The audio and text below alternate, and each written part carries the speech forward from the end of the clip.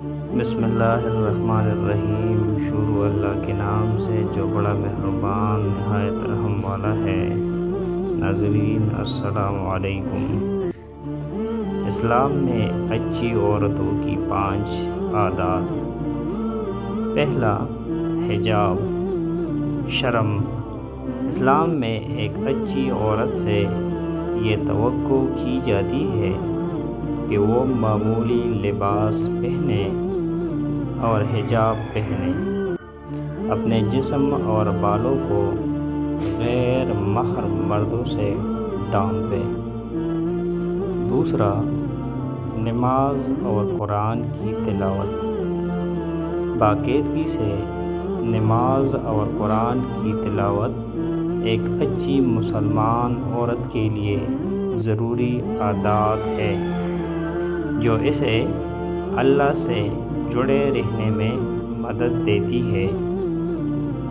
تیسرا، شوہر کی اطاعت۔ اسلام میں ایک اچھی عورت سے توقع کی جاتی ہے کہ وہ اپنے شوہر کی فرمانبرداری کرے، اس کے اختیارات اور فیصلوں کا احترام کرے جب تک کہ وہ اسلامی تعلیمات کے خلاف نہ ہو۔ چوتھا، خیرات اور مہربانی۔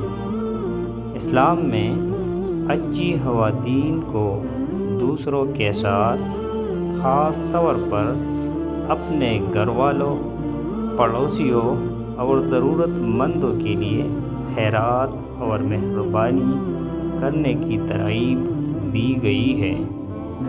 پانچواں، عفت کی حفاظت۔ اسلام میں ایک اچھی عورت سے توقع کی جاتی ہے کہ وہ اپنی عفت و عصمت کی حفاظت کرے، ایسے حالات سے گریز کرے جو فتنہ یا گناہ کا باعث بنے۔ یہ عادات اسلامی تعلیمات پر مبنی ہے اور ایک عورت کے لیے ایک صالح اور مکمل زندگی گزارنے کے لیے ضروری سمجھی جاتی ہے۔ ناظرین، یہ تھی وہ 5 عادات جو ایک مسلمان عورت کے لیے ضروری ہے۔